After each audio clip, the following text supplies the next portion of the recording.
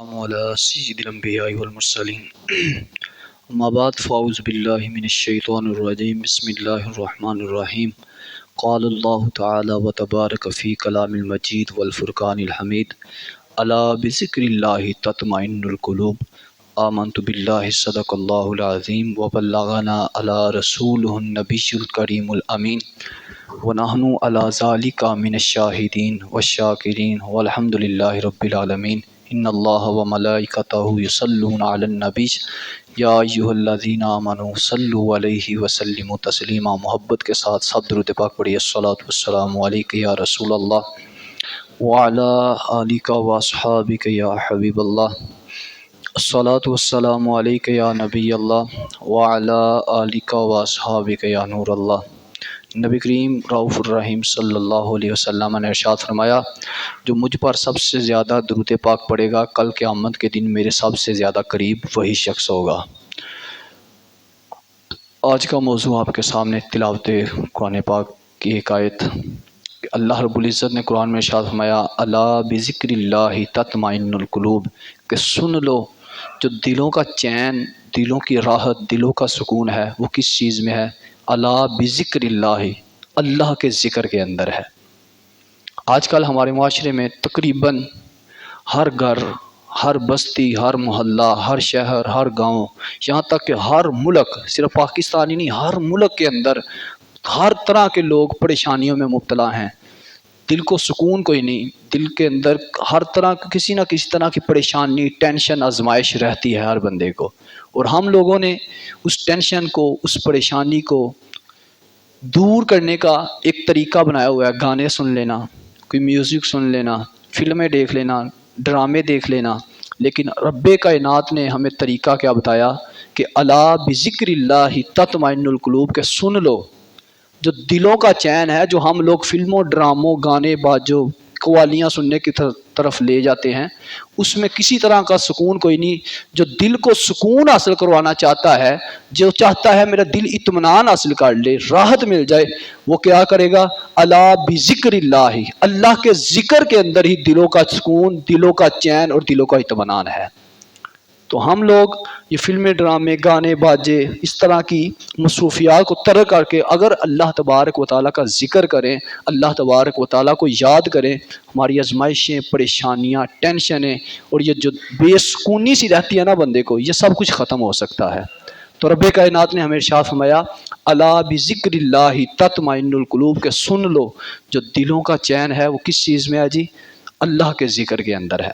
نبی کریم رؤوف الرحیم صلی اللہ تعالیٰ علیہ وآلہ وسلم نے ارشاد فرمایا، جو لوگ جمع ہو کر اللہ کا ذکر کرتے ہیں نا، جیسے ہماری یہ مجلس ہے، یہ محفل ہے، اللہ کا ذکر کرنے کے لیے ہم بیٹھے ہیں۔ کریم آقا علیہ الصلوۃ والسلام ارشاد فرماتے ہیں، جس جگہ پر اللہ تبارک و تعالیٰ کے بندے اللہ کا ذکر کرتے ہیں، اللہ تبارک و تعالیٰ کے فرشتے اس پر آ کر ان لوگوں کو، مجلس والوں کو اللہ کی رحمت سے ڈھانپ لیتے ہیں، اور اللہ تبارک و تعالیٰ ان ذکر کرنے والوں کا اپنے مقربین میں، اپنے فرشتوں میں ان کا ذکر فرماتا ہے۔ دیکھیں ہماری کتنی عظمت و شان ہے، ہم اللہ کا ذکر کریں تو اللہ تبارک و تعالیٰ ہمیں اس کا کیا اجر دے رہا ہے؟ اللہ اپنے مقربین میں ہمارا ذکر فرمائے گا۔ اور ایک بڑی کمال کی حدیث مبارکہ، نبی علیہ الصلوۃ والسلام فرماتے ہیں، جو اللہ تبارک و تعالیٰ کا ذکر کرنے کے لیے بیٹھتے ہیں، جہاں پر اللہ کا ذکر ہو رہا ہوتا ہے، لوگ جمع ہوتے ہیں، اور ان کی نیت، اصل چیز ہے نیت کی، لوگوں کے دکھلاوے کے لیے نہیں، لوگوں کے دکھلاوے کے لیے نمازیں، لوگوں کے دکھلاوے کے لیے صدقہ خیرات، حج، جس طرح کی نیکیاں، اللہ کا ذکر بھی کرنا تو لوگوں کو پتہ چلے جی یہ بندہ ذکر کرتا ہے، نہیں۔ اللہ کے محبوب فرماتے ہیں صرف خلوص نیت کے ساتھ، اللہ کی رضا کے ساتھ جو اللہ کا ذکر کرنے کے لیے بیٹھتے ہیں، آسمانوں سے ایک فرشتہ ندا کرتا ہے، مجلس والوں، اے ذکر کرنے والوں، جاؤ اللہ تبارک و تعالیٰ نے تمہاری بخشش فرما دی ہے۔ جو اللہ کا ذکر کرنے کے لیے بیٹھتے ہیں، قید نہیں ہے مسجد کے اندر ہی اللہ کا ذکر ہوگا، کسی طرح کی کوئی قید نہیں ہے۔ آپ آتے جاتے، اٹھتے بیٹھتے، چلتے پھرتے، گھر میں ہو، باہر ہو، کسی بھی جگہ پر ہو، اللہ تبارک و تعالیٰ کا ذکر کر لیا کریں، کہ اللہ کے محبوب علیہ الصلوۃ والسلام فرماتے ہیں، جو بندے اللہ کا ذکر کرتے ہیں رب کائنات ان کی بخش و مغفرت فرما دیتا ہے۔ اب ذکر کا بھی سوال ہوتا ہے کہ ذکر کیا چیز ہے؟ ہمیں کیسے پتہ چلے گا اللہ کا کیا ذکر ہے؟ نماز پڑھیں یہ بھی اللہ کا ذکر ہے، اللہ تبارک و تعالیٰ کے حضور جھکیں سجدہ ریزیاں کریں، یہ بھی اللہ کا ذکر ہے۔ سبحان اللہ پڑھنا یہ بھی اللہ کا ذکر ہے۔ الحمدللہ پڑھنا یہ بھی اللہ کا ذکر ہے۔ سبحان اللہ، اللہ اکبر، استغفر اللہ، سبحان اللہ و بحمدہ، سبحان اللہ العظیم، کلمہ طیبہ کا ورد، لا الہ الا اللہ محمد الرسول اللہ۔ یعنی جتنے بھی چھوٹے چھوٹے کلمات اللہ تبارک و تعالیٰ کی بڑائی بیان کریں، اللہ تبارک و تعالیٰ کی بڑائی بیان کریں، اللہ کا ذکر ہے۔ تو اٹھتے بیٹھتے چلتے پھرتے ہر دم دیکھیں نا، اس کے لیے کسی قید کی بھی ضرورت نہیں۔ جیسے ابھی عصر کی ہم نے نماز پڑھی، اس کا ایک وقت ہے، اس وقت سے لے کر اس وقت تک عصر پڑھنی ہے۔ اس کے علاوہ اگر ہم اسی وقت میں اگر مغرب پڑھیں گے آنے والی، تو ہماری نماز کوئی نہیں۔ لیکن اللہ کا یہ جو ذکر ہے، ہم جتنی بھی تسبیحات پڑھیں، سبحان اللہ کا ورد کر لیں، الحمدللہ کا ورد کر لیں، اللہ اکبر کا ورد کر لیں، سبحان اللہ والحمدللہ ولا الہ الا اللہ واللہ اکبر، کسی طرح کی اللہ کی تسبیحات بیان کریں، کوئی قید نہیں ہے۔ کسی جگہ پر بھی ہو اللہ کا ذکر کرو۔ اللہ کے محبوب فرماتے ہیں اللہ تبارک و تعالیٰ تمہاری بخشش فرما دے گا۔ تو اللہ کا ذکر کریں، اٹھتے بیٹھتے چلتے پھرتے۔ نبی علیہ السلام پر درود بھی پڑھنا ہے، اللہ تبارک و تعالیٰ کا ذکر بھی کیا کریں۔ اس سے کیا ہمیں ملے گا؟ جو ہماری بے سکونیاں ہے نا، دل کو سکون کوئی نہیں، ہر بندہ پریشان ہے۔ غریب کی پریشانیاں نہیں ہیں، امیر بھی پریشان ہوتے ہیں۔ یہ پریشانی نہ لیا کریں میں غریب ہوں میرے پاس پیسے کوئی نہیں۔ جو امیر ہوتے ہیں ان کو بھی پریشانی ہوتی ہے، یار یہ پیسے آئے ہیں، کہاں سے آئے ہیں، کتنے آئے ہیں، کدھر جانے ہیں، کہاں لگے، ساری پریشانیاں ہر ایک کو ہوتی ہیں۔ تو اللہ تبارک و تعالیٰ نے ہمیں طریقہ بتا دیا ہے، الا بذکر اللہ تطمئن القلوب۔ اگر دلوں کو چاہتے ہو نا سکون حاصل ہو جائے، راحت حاصل ہو جائے، یہ بے اطمینانی ختم ہو جائے، تو رب کائنات نے فرمایا بذکر اللہ۔ یہ دلوں کا سکون، دلوں کا اطمینان صرف اللہ کے ذکر کے اندر ہے۔ اللہ کا ذکر کیا کرو، اللہ کا ذکر کریں گے تو رب کائنات ہماری بخش و مغفرت بھی فرمائے گا، اور اللہ تبارک و تعالیٰ ہمارے دلوں کو سکون بھی عطا فرمائے گا۔ ایک بڑی کمال کی حدیث ہے، نبی علیہ الصلوۃ والسلام آپ نے ارشاد فرمایا، آقا فرماتے ہیں جس گھر میں اللہ کا ذکر کیا جاتا ہے اور جس گھر میں اللہ کا ذکر نہیں کیا جاتا، دونوں بندوں کی آقا علیہ الصلوۃ والسلام نے مثال ارشاد فرمائی۔ آقا فرماتے ہیں جس گھر میں اللہ کا ذکر کیا جائے اور جس گھر میں اللہ کا ذکر نہ کیا جائے، ان کی مثال ایسے ہے جیسے مردہ اور زندہ ہو۔ عرض کی یا رسول اللہ مردہ زندہ کی مثال؟ آقا فرماتا ہے جس گھر میں تو اللہ کا ذکر کیا جاتا ہے وہ گھر ہے آباد۔ اصل آبادی کیا ہے؟ اصل آباد ہونا کیا ہے؟ جہاں اللہ کا ذکر کیا جاتا ہے۔ اور اللہ کے محبوب فرماتا ہے جس گھر میں اللہ کا ذکر کوئی نہ ہوتا، صبح اٹھ کر تلاوت قرآن کوئی نہیں ہوتی، نمازیں کوئی نہیں پڑھی جاتی، اللہ کی عبادت کوئی نہیں کی جاتی، عورتیں نمازیں کوئی نہیں پڑھتی، اللہ کا ذکر کوئی نہیں کیا جاتا، وہاں کے مرد اٹھ کر مسجد میں نہیں جاتے، اللہ کا ذکر کوئی نہیں کرتے، تلاوت قرآن کوئی نہیں کرتے، اللہ کے محبوب فرماتے ہیں جس گھر میں اللہ کا ذکر نہیں ہوتا وہ گھر ویران ہے، ایسے ہی ہے جیسے مردہ ہو۔ اور زندہ کی مثال اور وہ گھر آباد ہے جس جگہ پر اللہ تبارک و تعالیٰ کا ذکر کیا جاتا ہے۔ اور اب مجھ پر اور آپ پر ہے، ہمارا گھر آباد ہونا چاہیے یا مردہ اور ویران ہونا چاہیے؟ اللہ کے محبوب نے ہمیں فرما دیا ہے یہاں اپنا گھر آباد رکھو یا ویران۔ تو اس سے مراد کیا ہے؟ جہاں اللہ کا ذکر ہوگا، جہاں اللہ تبارک و تعالیٰ کا ذکر خیر کیا جائے گا، وہ گھر ہوگا آباد، وہی زندہ ہے۔ اور جس گھر میں اللہ کا ذکر کوئی نہیں، جس گھر میں اللہ تبارک و تعالیٰ کی نازل کردہ کتاب قرآن پاک کی تلاوت کوئی نہیں، نماز نہیں پڑھی جاتی، وہ گھر ویران ہے۔ اور اللہ کے محبوب فرماتا ہے یہ مردہ کی طرح ہے، جس طرح مردہ ہے کوئی ٹینشن نہیں، کوئی نہیں، مردہ پڑا ہے بس ٹھیک ہے، لیکن آباد اور اللہ تبارک و تعالیٰ کی طرف زندہ کردہ گھر وہ ہے جہاں پر اللہ تبارک و تعالیٰ کا ذکر کیا جاتا ہے۔ تو آپ لوگوں سے گزارش ہے کچھ نہ کچھ اللہ تبارک و تعالیٰ کا ذکر اپنے گھروں میں بھی کیا کرے، مسجد میں آ کر بھی کرنا ہے، نمازیں ہم نے جماعت کے ساتھ ہی پڑھنی ہے، واجب ہے ہم پر جماعت، لیکن گھر میں بھی کوئی نہ کوئی ایسا طریقہ، کوئی ٹائم فکس کر لیں، اپنے گھر کی عورتوں کو یہ تلقین بندہ کرے کہ نمازیں ہم نے پڑھانی ہیں، ان کو اللہ کا ذکر کرنا ہے، 2-3 منٹ کے لیے بندہ بیٹھ جائے اپنے سارے گھر والوں کو لے کر، کسی نہ کسی طریقے کوئی تسبیحات پڑھ لی جائیں، کوئی نہ کوئی اللہ تبارک و تعالیٰ کا ذکر کر لیا جائے، نبی علیہ الصلوۃ والسلام پر درود پاک پڑھ لیا جائے۔ صحیح بات ہے، دیکھیے گا ہمارے گھر میں کیسی رونقیں بوال ہوتی ہیں، کیسے رونقیں ہمارے گھروں میں آنا شروع ہو جائیں گی۔ اور سب سے بڑھ کر کل قیامت کے دن اس کا اجر کیا ہے؟ ذکر اللہ کرنے والوں کو اللہ تبارک و تعالیٰ بخش و مغفرت فرما دیتا ہے۔ نبی کریم رؤوف الرحیم صلی اللہ علیہ وسلم آپ کے پیارے صحابی حضرت ابو سعید رضی اللہ تعالیٰ عنہ اس حدیث کو روایت کرتے ہیں، آپ فرماتے ہیں آقا علیہ الصلوۃ والسلام نے فرمایا جناب موسیٰ کلیم اللہ علی نبینا و علیہ الصلوۃ والسلام، آپ اللہ کی بارگاہ میں عرض کرتے ہیں یا اللہ مجھے کوئی خاص عمل بتا، کوئی وظیفہ بتا، میں تیرے مقربین میں بن جاؤں، یا اللہ تیرا اور خاص ہو جاؤں، تیرے اور زیادہ قریب ہو جاؤں۔ اللہ رب العزت نے فرمایا موسیٰ لا الہ الا اللہ، کا ورد کیا کر، یہ سب سے خاص وظیفہ ہے۔ موسیٰ کلیم اللہ علیہ نبی جین علیہ الصلوۃ والسلام اللہ کی بارگاہ میں عرض کرتے ہیں یا اللہ یہ تو عام بندوں کے لیے بھی ہے، مجھے کوئی خاص وظیفہ بتا، کوئی خاص عمل بتا۔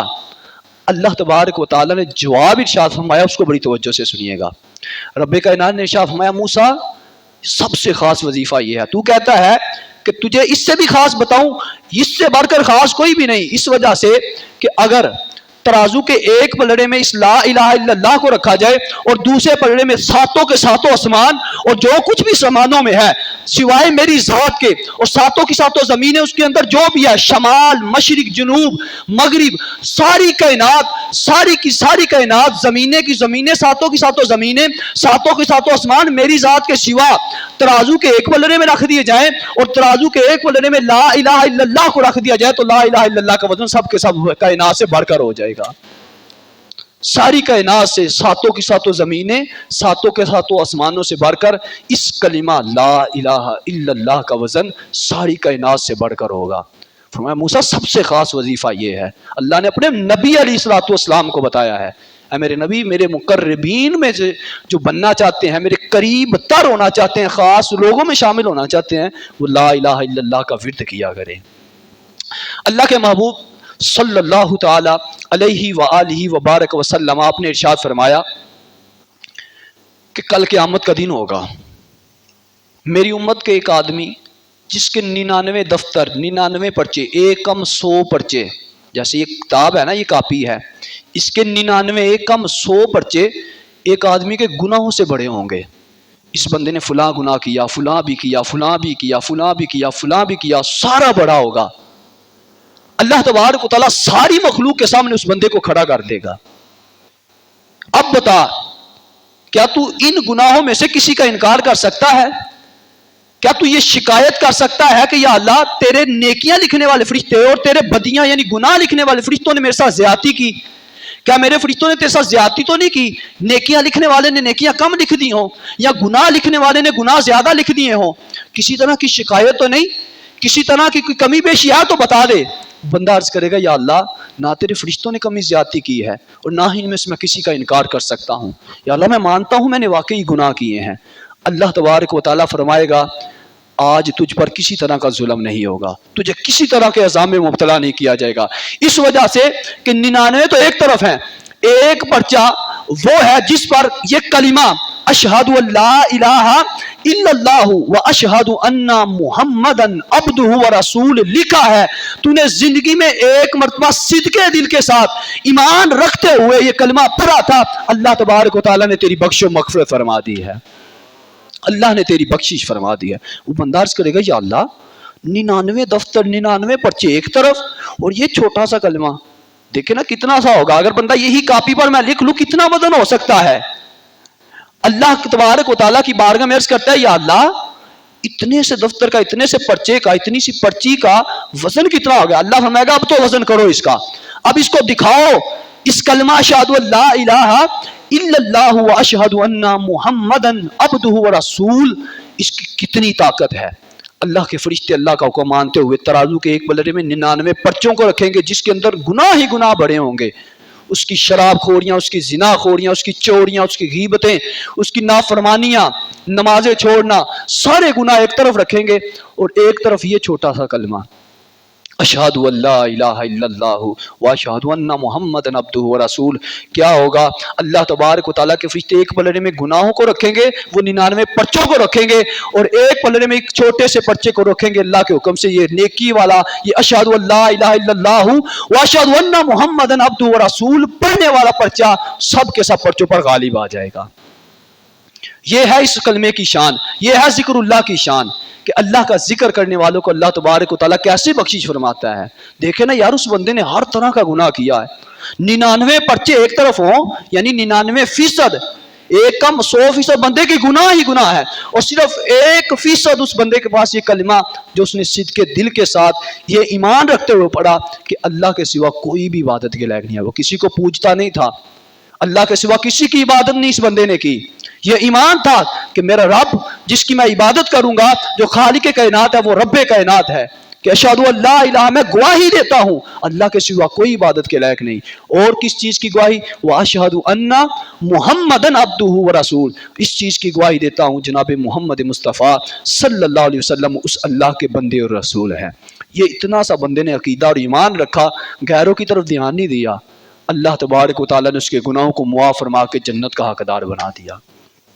تو دیکھیں ہم لوگ بھی اگر اللہ تبارک و تعالیٰ کا ذکر کریں، اٹھتے بیٹھتے چلتے پھرتے کلمہ شہادت پڑھتے رہیں، پہلا کلمہ پڑھتے رہیں، سبحان اللہ کا ورد کرتے رہیں، اللہ اکبر کا ورد کریں، استغفار کرتے رہیں، اللہ کا ذکر کسی نہ کسی بہانے سے کریں. یار صحیح بات ہے، ہمیں کوئی نہیں پتا کب موت آ جائے، وقت مقرر ہے لیکن ہمیں نہیں پتا ہماری موت کب ہے.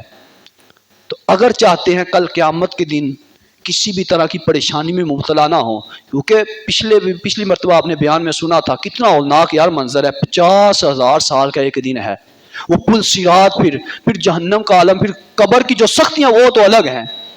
اگر ان چیزوں سے نجات چاہتے ہیں اللہ کا ذکر کیا کریں، اللہ کی فرما برداریاں کریں، نماز پڑھیں، روزہ رکھیں، صدقہ خیرات دیں، بڑے چھوٹے کے ساتھ ادب و احترام سے پیش آئیں. پھر دیکھیے گا یہ زندگی کی آزمائشیں، پریشانیاں، ٹینشن سب کچھ ختم ہوگا. اور اللہ نے فرما دیا ہے الا بذکر اللہ تطمئن القلوب، دلوں کا چین، دلوں کا سکون، دلوں کا اطمینان اللہ کے ذکر کے اندر ہے. تو اللہ کے ذکر کو اپنا لیں، اللہ تبارک و تعالیٰ نے چاہا ہماری یہ پریشانیاں دور ہو جائیں گی، یہ آزمائشیں دور ہو جائیں گی، سب کچھ ختم ہو جائے گا. اللہ کا ذکر کریں. ایک بڑی پیاری حدیث مبارکہ نبی کریم رؤوف الرحیم صلی اللہ تعالیٰ علیہ وسلم نے فرمایا کل قیامت کے دن لوگ جنت میں بھی جا چکے ہوں گے، جہنم میں بھی جا چکے ہوں گے. جہنم سے ان لوگوں کو نکالنے کا حکم ہوگا. اللہ فرمائے گا جن کے دل کے اندر گندم کے دانے کے برابر ایمان ہے ان کو جہنم سے نکال کر جنت میں داخلہ عطا فرما دو. جنہوں نے صدق کے دل کے ساتھ آقا کریم رؤوف الرحیم صلی اللہ علیہ وسلم کی نبوت کو مانا ہوگا، اللہ کو وحدہ لا شریک مانا ہوگا، گندم کے دانے کے برابر چھوٹا سا گندم کا دانہ ہے، اللہ کے محبوب فرماتا ہے اتنی سب ایمان ہوگا، اللہ ان کو بھی فرمائے گا کہ یار ان کو نکالو جہنم سے جنت میں داخلہ عطا فرما دو. یہ ہے اللہ کے محبوب صلی اللہ علیہ وسلم پر ایمان رکھنے کا طریقہ. اللہ کے محبوب صلی اللہ علیہ وسلم دیکھیں نا کتنے چھوٹے چھوٹے عمل ہم کرتے ہیں، کتنا تھوڑا سا ایمان رکھا، تھوڑا سا بھی اگر بندے کے دل کے ہو. ایک تو ہے ہم لوگ، ہمارے تو دلوں میں وہم و گمان بھی نہیں ہو سکتا اور آنا بھی نہیں چاہیے کہ اللہ کے سوا ہم کسی اور کو پوجیں، اللہ کے علاوہ کسی اور کو عبادت کے لائق جانیں اور کریم آقا علیہ الصلوۃ والسلام کے بعد کسی اور نبی کا بھی تصور رکھیں. یہ عقیدہ اور ایمان ہی ہو نا، صرف اتنا سا ایمان ہو، بقیہ چیزیں الگ ہوں، تو اللہ تبارک و تعالیٰ اس بندے کی بھی بخش و مغفرت فرما دے گا. دیکھیں میرے رب کی رحمت اور اللہ کے کریم محبوب صلی اللہ علیہ وسلم کے صدقے سے ہے. وہ شعر ہے نا، رحمت میرے حضور دی واجا پہ مار دی، رحمت میرے حضور دی واجا پہ مار دی، آجا گناہ گارا تینوں بچا لواں. یہ میرے آقا علیہ الصلوۃ والسلام کے صدقے سے ہے سب کچھ. یہ ہماری نمازوں، روزے، حج، صدقہ خیرات کسی کا کوئی اجر نہیں ہے، نہ ہی ہم اس قابل ہیں. ہمیں تو نماز پڑھنے کا طریقہ بھی صحیح کوئی نہیں آتا، صحیح بات ہے، وضو کرنے کا طریقہ کوئی نہیں اچھی طرح آتا، اللہ کی نافرمانیاں ہم لوگ کرتے ہیں، لیکن سب کچھ ملا ہے. اور کل قیامت کے دن بھی اگر جنت ملنی ہے سونے محبوب علیہ الصلوۃ والسلام کے صدقے سے ملنی ہے. تو آپ لوگوں سے گزارش ہے اللہ کا ذکر کرتے رہا کریں، اٹھتے بیٹھتے چلتے پھرتے ہر گھڑی ہر وقت اللہ کا ذکر کریں. دیکھیں نا یہ درود پاک اور یہ اللہ کا ذکر ایسی چیزیں ہیں ہمیں کوئی خاص وقت مقرر کرنے کی ضرورت نہیں ہے. کسی جگہ پر بھی ہوں، کہیں جا رہے ہوں، آ رہے ہوں، اٹھ رہے ہوں، بیٹھ رہے ہوں، سونے سے پہلے، اٹھنے کے بعد، ہر جگہ جس جگہ چاہیں ہم اللہ کا ذکر کر سکتے ہیں. تو آپ لوگوں سے گزارش ہے جتنا ہو سکے اللہ کا ذکر کریں، کچھ نہ کچھ ضرور کیا کریں. واقعتاً شیطان آج کے دور میں جتنے لوگوں سے گناہ کرا رہے نا، کوئی ایسا دور نہیں ہے، فتن و فساد کا دور ہے، لیکن اس دور کے اندر اگر بندہ نیکیوں میں زندگی گزارے گا اللہ تبارک و تعالیٰ اجر و ثواب بھی زیادہ عطا فرمائے گا. جہاں گناہ زیادہ ہو رہے ہوں وہاں پر نیکی کرنا سب سے بڑا بندے کا کمال یہ ہے کہ گناہ زیادہ ہو رہے ہوں پھر بھی اللہ تبارک و تعالیٰ کا ذکر کرے، سونے محبوب پر درود پڑھے، اللہ تبارک و تعالیٰ اس کو اجر و ثواب میں زیادتی عطا فرمائے گا. تو اللہ تبارک و تعالیٰ کی بلند بارگاہ عالیہ میں دعا ہے ہم سب کو زیادہ سے زیادہ رب کائنات کا ذکر کرنے کی، سونے محبوب پر درود پاک پڑھنے کی، نمازیں پڑھنے کی، صدقہ خیرات کرنے کی، والدین کی فرمانبرداری کرنے کی توفیق عطا فرمائے. اللہ تبارک و تعالی حضور علیہ الصلوۃ والسلام کے ساتھ محبت رکھنے کی، حضور کے صدقے سے بڑوں کے ساتھ، اولیاء کرام کے ساتھ محبت رکھنے کی توفیق عطا فرمائے. وآخر دعوانا ان الحمد للہ رب العالمین.